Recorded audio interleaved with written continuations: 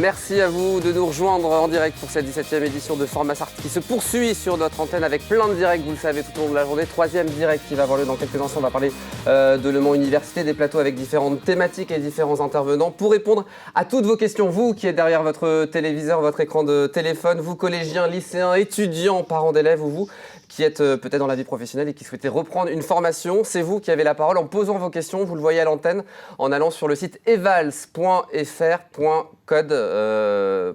format 72 pour toutes vos questions. Vous pouvez aussi évidemment utiliser le QR code. Donc dans cette petite demi-heure, on va parler de Le Mans Université avec deux invités sur le plateau. Pascal Leroux, le président de Le Mans Université, bonjour, bienvenue sur le plateau. Et Sylvain Durand, vice-président à la formation et à la vie universitaire. Bonjour à vous également, merci d'être sur le plateau. Petite question de base, Pascal Leroux, c'est quoi ce campus de Le Mans Université ? Campus de Le Mans Université, alors c'est deux sites, Laval et Le Mans. On va principalement parler de Le Mans aujourd'hui. Donc c'est à peu près 12 000 étudiants sur 6 composantes, on appelle ça comme ça, des composantes de formation, donc 3 facultés. Faculté de sciences et techniques, faculté donc, de droit, sciences économie gestion, faculté donc, de lettres, langues et sciences humaines, 2 IUT. Donc un IUT à Laval, un IUT au Mans, et puis donc une école d'ingénieurs. Donc plus d'une centaine de formations, extrêmement variées. On va pouvoir en parler tout au long de ce direct. Donc j'irai de Bac plus 1 à Bac plus 5, voire même doctorat, puisque comme nous sommes un établissement du supérieur, nos formations s'appuient aussi sur la recherche. C'est ça aussi, j'irai l'importance d'un établissement tel que le nôtre, c'est que nos enseignants-chercheurs sont là aussi pour, à travers leur formation, de pouvoir impulser ce qu'ils peuvent travailler au niveau de leur laboratoire. Sylvain Durand, c'est ça le plus de Le Mans Université, c'est cette recherche qui existe Moi, je trouve que c'est vraiment un avantage, parce que par le biais des activités de recherche des différents collègues, eh bien, on a des formations de qualité qui sont vraiment à la pointe, en fait, de toutes les nouvelles informations, aspects techniques, technologiques, avec des équipes pédagogiques qui sont souvent composées justement des collègues issus des laboratoires et qui profitent aussi justement de la transmission des savoirs. Donc c'est un véritable enjeu de l'université, transmettre les savoirs dans une optique professionnalisante pour nos étudiants. L'idée, c'est d'avoir des formations à la pointe de la technologie pour tous les étudiants ? C'est le but, c'est le rêve par rapport à tout ça. On est en plus dans une société très moderne où l'innovation est permanente, était un enjeu vraiment dans toutes les formations. Donc ces laboratoires de recherche contribuent à cet aspect. On va parler de Le Mans Université. Quelques questions, on va démarrer par ça directement. Je sais qu'il y en a quelques-unes qui ont déjà été posées. Allez-y, n'hésitez pas, evals.fr, code format 72. Première question qui va apparaître sur l'écran. Quelles sont les spécialités possibles en droit au Mans ? Alors, les spécialités possibles en droit, donc droit public, droit privé, tout ce qui aspect aussi assurance, banque, notamment commercialisation. Alors, ce qu'il faut bien voir, c'est qu'on a non seulement des formations en licence master, mais on a aussi des formations en licence professionnelle. L'aspect aussi professionnel est extrêmement important par rapport donc, à nos formations. Plus d'un tiers, clairement, de nos étudiants sont en apprentissage maintenant. De nos formations sont en apprentissage. Donc c'est quand même quelque chose qui est important. Alors si on veut, il y a l'aspect, si on parle uniquement droit, donc on est sur des masters droit des assurances, droit privé, droit public des parcours publics et économiques, droit des étrangers, réfugiés, apatrides. C'est extrêmement varié. Moi, je conseille plutôt d'aller voir justement sur notre site l'ensemble des formations, venir à nos portes ouvertes. Donc du 26 février, c'est là où vous aurez l'ensemble des informations sur ce... Complète aussi, parce que une université se veut d'être à la pointe aussi des demandes, et notamment dans le domaine du droit, par exemple, à la rentrée va être ouvert un nouveau master orienté vers le domaine de la santé, droit de la santé, par rapport à toutes les questions éthiques. Voilà. Donc il y a des nouveautés aussi à l'université. On peut faire toutes ces études en droit au sein de l'université. Il y en a qui arrivent directement en première année de licence et qui vont jusqu'au master 2, même plus. Tout à fait. Ouais, donc après jusqu'en doctorat, effectivement. Et puis on peut aussi arriver en milieu de cursus en fonction des spécialités justement qu'on peut avoir sur notre établissement. Il y a des prérequis pour entrer en formation de droit, le bac, j'imagine ? Le bac et des spécialités. Donc par rapport à ça, il y a effectivement des possibilités de faire des questionnaires, de passer par des questionnaires pour vérifier si la voie correspond bien par rapport à la formation et la spécialité surtout qu'on a suivi. Mais bon, généralement au niveau des bacs, c'est assez ouvert par rapport au droit. Par contre, il y a une certaine exigence, notamment par rapport à l'écriture, par rapport à l'élocution aussi. Donc, il y a quand même des choses importantes à... Ça fait partie de la formation du droit. Oui. On me le dit dans l'oreillette, c'est vrai, vous êtes aussi à Laval, il faut le préciser, ça c'est important. Oui, on a une antenne de droit à Laval. On n'a pas toutes les formations sur Laval, mais on a une antenne de droit à Laval et aussi un IUT sur Laval. Donc l'idée, c'est qu'on peut faire les passerelles entre Le Mans et Laval ouais, aussi. Vrai, ouais. Grâce à ce campus. Deuxième question posée par nos téléspectateurs ce matin, je vous le rappelle, evals.fr, code format 72 pour toutes vos questions. Peut-on étudier la médecine au Mans? Alors pas entièrement, parce qu'on n'a pas une école de médecine à proprement parler, mais on est en convention avec la faculté de médecine d'Angers. Donc les étudiants peuvent suivre de manière délocalisée tout le premier cursus de première année de médecine, en fait, donc par ce qu'on appelle la filière pluripass. Et ensuite, en fonction des résultats, parce qu'à l'issue de cette première année, il y a quand même un processus sélectif qui se produit, eh bien, s'ils sont reçus, ils sont invités à poursuivre leurs études de médecine sur le campus angevin, en relation avec le centre hospitalier universitaire. Je complète un petit peu parce que le dispositif d'accès aux études de santé est très particulier. Il y a aussi les filières qu'on appelle les licences accès santé. En fait, donc ça permet d'ouvrir des voies d'accès à la filière de médecine, mais par des filières plutôt disciplinaires, ce qu'on appelle donc les licences accès santé. Alors, un exemple pour illustrer cela, c'est par exemple ce qui peut se passer dans le domaine de la science de la vie, qui est souvent en lien plus ou moins direct avec justement les aspects de médecine. Donc, un étudiant peut suivre la licence accès santé sciences de la vie. En fait, donc le but pour lui, c'est d'avoir les meilleurs résultats possibles dans l'aspect disciplinaire sciences de la vie, et il va passer des modules complémentaires, donc c'est un dispositif particulier, ça amène un petit peu de travail supplémentaire, mais des modules complémentaires qui, s'ils sont bons, en fait, peuvent lui permettre, alors de nouveau, il y a une procédure de classement assez complexe, mais qui est faite, de rentrer également en deuxième année de médecine. L'avantage de ce système des licences accès santé, c'est que si, dans ce processus très sélectif, si par malheur, il y a d'autres possibilités. Il ne réussit pas à rentrer en médecine, eh bien, il peut malgré tout continuer dans sa filière disciplinaire, donc ce qui est plutôt intéressant dans un souci de réorientation. Pour être concret avec nos téléspectateurs, quels sont les métiers auxquels on peut accéder grâce aux formations santé de Le Mans Université? Alors, on essaie vraiment... C'est large, j'imagine. On essaie vraiment de mettre un petit peu le forcing ou l'aspect com autour de ces éléments, par ce qu'on appelle le dispositif santé autrement.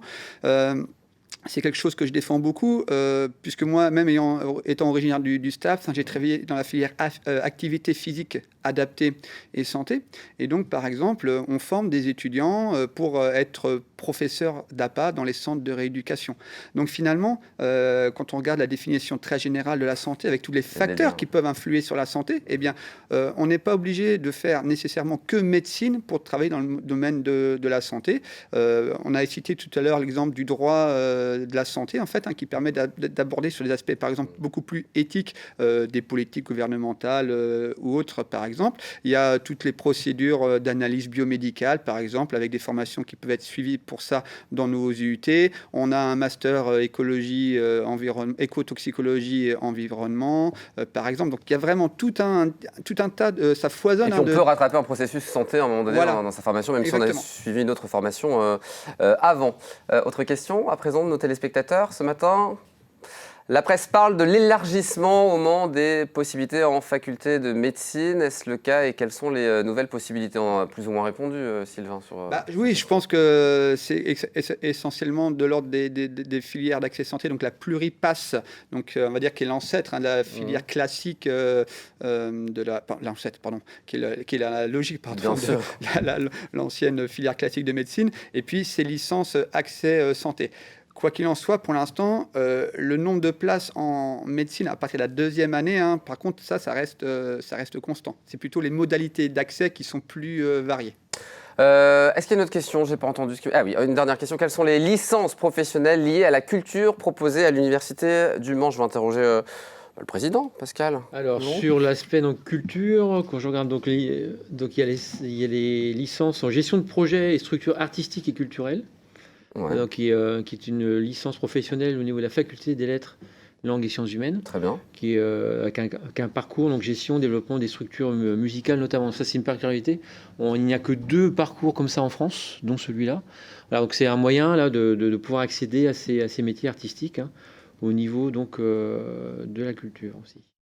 La culture, on en parle aussi, ça fait partie de la vie étudiante, j'ai envie d'en parler parce que c'est un campus, il y a tout qui est mis en place évidemment pour avoir des services dédiés à l'étudiant. Ça fait aussi partie de la vie étudiante, évidemment, la vie culturelle qui est très développée sur le site de Le Mans Université. Alors, c'est évidemment, en plus, d'autant plus dans le contexte relatif à la situation du Covid, la situation sanitaire, quelque chose qu'on veut relancer. Hein. Donc on a une équipe très dynamique autour de l'espace de vie étudiante, donc le EV, qui justement est là pour dynamiser tous les aspects culturels. Donc tout au long de l'année, en fait, grâce à l'équipe menée par Julie Bordas, eh bien, il y a tout un tas d'activités, d'ateliers qui sont proposés, des services qui permettent aux étudiants, alors par exemple, de suivre des enseignements spécifiques liés à la culture dans leur cursus, mais également en soirée, par exemple, ça contribue à l'animation de la vie de campus, eh bien, aller voir des spectacles, des séances de cinéma, par exemple, et œuvrer vraiment à toute cette dynamique autour de la culture et des activités physiques et sportives. Exactement, également. Le sport, il y a plein d'autres choses aussi. Un centre de santé, voilà, l'idée c'est de faire sa vie à Le Mans Université, d'avoir tout à proximité. Oui, tout ce qui est aspect aussi social, l'accompagnement des étudiants, quelque chose d'extrêmement important. On a donc 40% à peu près de boursiers au niveau de l'université. Donc ce soutien continu, on y veille, que ce soit social, psychologique, culturel et autres. Donc ça, c'est quelque chose qui est important. Pareil pour les parents d'enfants qui souhaiteraient aller à Le Mans Université. Là aussi, un accompagnement, ils peuvent se rapprocher de certaines structures s'ils ont des questions. Peut-être les mêmes que les élèves, mais du coup, là, j'essaie de rassurer les parents qui nous regardent. Oui, d'ailleurs, ce qu'on constate, c'est qu'à la rentrée, souvent, les nouveaux étudiants arrivent avec leur famille. Bah oui. Ce qui est bien, ce qui est important. Et on est là aussi pour les accueillir et les rassurer.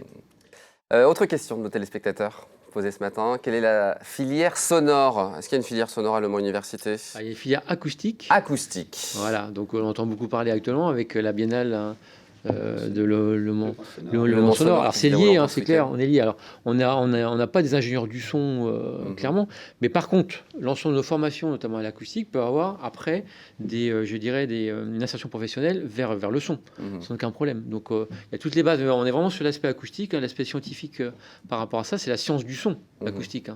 Donc on est bien. Donc souvent on fait une confusion un peu par rapport à les métiers d'ingénieur du son ou autres, mais il faut bien voir que les formations que l'on a peuvent préparer justement à cette insertion professionnelle. Et puis j'imagine que vous êtes en lien aussi avec d'autres structures comme l'ITEM aussi. Clairement, on est en partenariat avec l'ITEM, fracture musicale, clairement oui, avec le conservatoire aussi d'ailleurs. C'est-à-dire qu'on permet. Alors ça c'est peut-être un point intéressant. On essaie de développer aussi au niveau de l'université ce qu'on appelle les parcours aménagés. Que ce soit pour des sportifs de haut niveau ou d'étudiants qui sont en conservatoire, musique ou autre, de manière à ce qu'ils puissent poursuivre en fait leur parcours musical, sportif, tout en assurant, leur formation. Donc on a des partenariats, conservatoire, le MSB par exemple, le MOFC, de manière à pouvoir faciliter aussi les formations. Vous faites le lien, les formations évidemment au sein de Le Mans Université, c'est en mode initial, continu, à distance, en alternance. Pour un public salarié ou en recherche d'emploi, tout le monde peut accéder à la formation de la manière qu'il veut. Exactement. Ouais, de plus en plus, on va s'ouvrir justement à la formation continue, parce que on parle de formation tout au long de la vie, ce qui est vrai. Donc on sait aussi qu'on fait à peu près 7 métiers tout au long d'une vie, donc c'est à un moment donné, on est amené à pouvoir se spécialiser ou... Il y a un réel essor autour de l'apprentissage aussi, qui est un enjeu vraiment très important et auquel d'ailleurs les parents sont aussi très sensibles, l'accompagnement par les entreprises dans les cursus de formation. Je pense aux téléspectateurs qui sont en poste en ce moment et qui veulent peut-être se lancer dans une formation continue. Comment on fait pour Le Mans Université? Ils prennent contact en fait avec notre service de formation continue. On a un service qui est dédié sur cet aspect-là. Ils prennent contact avec eux et là ils seront pris en charge. Je dirais, de ce premier contact jusqu'à la mise en place de la formation pour eux. C'est possible pour toutes les filières, toutes les composantes de Le Mans, dans toutes les composantes de l'université. Voilà. Ça va dépendre. Il faut s'adapter évidemment. Ouais. Mais bon, vous parlez de l'apprentissage là aussi, évidemment, ça se développe. On en parlera dans une petite heure évidemment, mais voilà, au sein de Le Mans Université, il y a cette démarche de plus en plus présente pour ceux qui veulent être en apprentissage. On a déjà un tiers de notre formation qui permettent des cursus liés à l'apprentissage par rapport à ça, et d'autres projets justement en cours de développement, en cours de maturation dans cette dynamique auxquels les collègues enseignants sont de plus en plus sensibles pour l'intérêt de l'étudiant. Ce qui est important par rapport à l'apprentissage, j'aimerais quand même m'appesantir là-dessus, ce n'est pas un diplôme à côté, c'est le même diplôme, que ce soit en formation initiale, donc par alternance ou pas. On est bien sur les mêmes diplômes, il n'y a pas de problème par rapport à ça, c'est juste la modalité je dirais, pédagogique qui va changer, et aussi le partenariat qu'on a avec les entreprises. Et puis le rythme, forcément, Et le aussi, l'apprentissage sous-entend alternance, donc un rythme particulier avec des périodes de formation sur le campus et aussi des périodes de formation pro en Et entreprise. avec un accompagnement des jeunes aussi, par rapport au logement, par rapport à leur inscription, etc. Donc tout est possible à Le Mans Université, c'est ça qu'on comprend ce matin. Autre question de nos téléspectateurs, je vous rappelle, evals.fr, code format 72 pour poser toutes vos questions ce matin. C'est quoi les conditions d'accueil pour les étudiants qui viennent de l'extérieur ? L'extérieur du département déjà peut-être, je sais pas. Ouais, parce que Bon, de c'est très l'extérieur. large, hein, mais globalement c'est un petit peu le même dispositif. Hein. Nous on considère, enfin c'est un étudiant qui vient sur notre campus. Alors évidemment, notamment ceux qui sont en mobilité externe, donc qui viennent de l'étranger. Bon, on a notre service de relations internationales qui est là pour les soutenir en fait dès leur arrivée, un processus d'accompagnement et notamment pour faciliter par exemple les relations avec le Crous en termes de logement universitaire et autres. Et par ailleurs, il faut savoir que la ville du Mans, c'est la ville la moins chère en termes de location. De location C'est étudiante. important quand même à le savoir. Hein. Et en termes d'accueil, donc la ville fait un effort, je dirais, de plus en plus important justement pour faciliter l'accueil. En de tout cas, les étudiants. futurs étudiants qui veulent venir chez vous peuvent se rapprocher donc du Crous pour tout ce qui est aide au logement. de scolarité aussi, venir nos portes ouvertes aussi Ouais. par rapport à ça, de manière à pouvoir assurer le meilleur accueil par an. Mais ce qu'on sait, c'est que l'accueil est là. Voilà. Et, Et il y a aussi un service social, hein, de toute façon, pour les étudiants qui peut aider à résoudre certaines problématiques, des fois, d'accueil sur le campus et sur la ville. Autre question des téléspectateurs ce matin. Est-ce que les étudiants sont impliqués dans la gestion de l'université ? la réponse est oui. Oui. Et de plus en plus, on a notamment un vice-président étudiant qui a été élu en même temps que tout en avril dernier.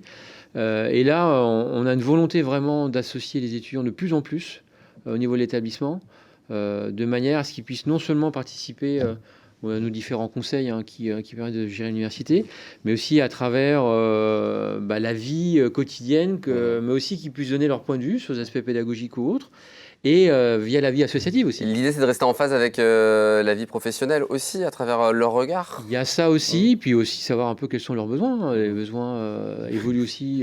C'est sûr qu'ils n'ont pas les mêmes cursus ou les mêmes vécus de C'est formation que nous, quoi. Donc, nous, on a une envie de bien faire, vraiment de travailler avec les étudiants. S'impliquer de Mais manière. voilà, les en écouter, gestion, vraiment les sensibiliser à ça, c'est très important. Et justement, un de nos axes, c'est de vraiment, et c'est d'ailleurs un des objectifs de notre VP étudiant, c'est de travailler vraiment à l'établissement du statut de l'élu étudiant, en fait, pour vraiment montrer que oui, vous pouvez vous engager et l'université vous soutient aussi pour aménager un petit peu vos cursus, pour vous faciliter votre participation à la vie de l'université. Et si les étudiants qui veulent venir chez nous pour s'impliquer, oui, ils sont les bienvenus. Eh ben, on lance l'appel ce matin, ils sont nombreux à nous regarder, j'en suis sûr. Autre question de nos téléspectateurs. À présent, c'est facile de trouver un stage en Sarthe. Oui. Il n'y a pas de souci en Sarthe ou ailleurs, d'ailleurs, ça va dépendre des formations. C'est ça dépend un peu du domaine dans lequel on se forme. Parce qu'on a clairement au niveau de nos formations, on a des formations qui sont plus en lien avec, je dirais, notre territoire, mais on est aussi sur des niches d'excellence qui permettent d'avoir, je dirais, une insertion professionnelle qui soit nationale, voire même internationale. Et donc, quand on regarde au niveau des stages, souvent, on a plus d'offres de stages que de demandes de... Est-ce qu'il y a des secteurs où il y a vraiment énormément de possibilités, d'autres où c'est un peu plus compliqué de trouver un stage ou pas particulièrement? Non, pas particulièrement, je dirais, non. Non, globalement, ça va. Après, comme l'a dit le président, c'est une problématique aussi de cursus, parce que voilà, c'est relatif.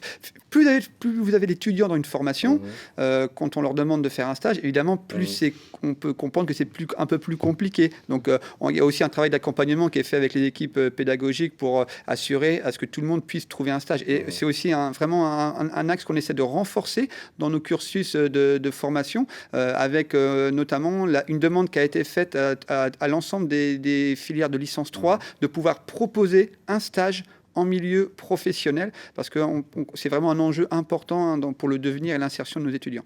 Et par ailleurs, on a aussi des dispositifs comme une plateforme qui s'appelle Career Center, qui permet le lien entre le monde professionnel et l'université, et qui offre des stages, éventuellement des postes après le diplôme. Quoi. Donc le stage est au-delà pour trouver un emploi après. Autre question, j'ai juste une question, le coût Quand on est étudiant, on arrive en première année de, je sais pas, de formation, par exemple, à l'université, ça coûte combien de rentrer dans la formation? Question peut-être piège, mais c'est pour, voilà. C'est les droits nationaux, en fait. Ouais. Donc, alors après, ça dépend si on est statut boursier ou pas. Voilà. Donc, en gros, c'est, je dirais, entre 200 à 600 euros à peu près. 750 euros à peu près pour une licence première année. Ça peut aller jusqu'à 600 par rapport à une école d'ingénieur, mais ça reste. On est établissement public, en plus avec l'aspect boursier. Ouais, là, c'est important de leur préciser qu'il y avait. C'est zéro. Et puis, voilà, alors, en plus, par rapport au coût de formation, tous les éléments annexes, par exemple, un étudiant boursier a aussi des tarifs privilégiés pour manger aux rues et autres, avec plein de dispositifs de soutien qui sont disponibles. Allez, d'autres questions, on va les faire en batterie ces questions-là. Quand pouvons-nous venir vous rencontrer? On l'a déjà évoqué, on va le redire haut et fort en présentiel. Ouais, Sylvain, vous me l'avez redit en début d'émission. On sera très heureux de vous accueillir le samedi 26 février justement 2002. Donc toute l'équipe menée par notre service universitaire d'information et d'orientation travaille d'arrache-pied pour que cet événement soit vraiment une réussite, surtout après sa tenue en distanciel l'année dernière. Donc on va rassurer, on va essayer de rassurer tout le monde. Il n'y aura pas de jauge, il n'y aura pas de contrôle du pass vaccinal. On va juste vous recommander d'essayer de prévoir éventuellement d'étaler votre venue sur la journée. Évitez de venir tout le monde le matin. Quand les gens le matin, bon, on vient là un peu l'après-midi alors. Et puis n'hésitez pas à venir l'après-midi, c'est de 9h30 jusqu'à 16h. Toutes les équipes seront présentes pour ça. Bien sûr, avec le respect des règles sanitaires qui seront en vigueur à cette époque-là, ce qui sera important. Donc, effectivement, on travaille avec les équipes sur l'aspect donc jauge. Pas de jauge, mais bon, avec quand même la notion de respect des règles sanitaires, de manière aussi en fonction de virus que ça tout se passe bien. 26 février prochain, on sera à Le Mans Université. Autre question. L'université permet-elle, dans ses cursus, de partir en stage à l'étranger avec Erasmus+? Existe-t-il une convention? La réponse est oui. Évidemment qu'on peut. Et d'ailleurs, on va encourager encore plus, parce que nous, on accueille beaucoup d'étudiants, mais c'est vraiment aussi important de pouvoir offrir cette possibilité aux étudiants et leur dire, c'est une chance dans un cursus de pouvoir passer 6 mois, enfin un semestre ou un an dans les cursus étrangers. Donc notre service des relations internationales est fait pour ça. Donc si les étudiants ont envie de ça, ils se rapprochent du service. Il y a des conventions qui existent déjà avec certaines universités et tout est fait pour les soutenir. C'est un coût de partir en Erasmus?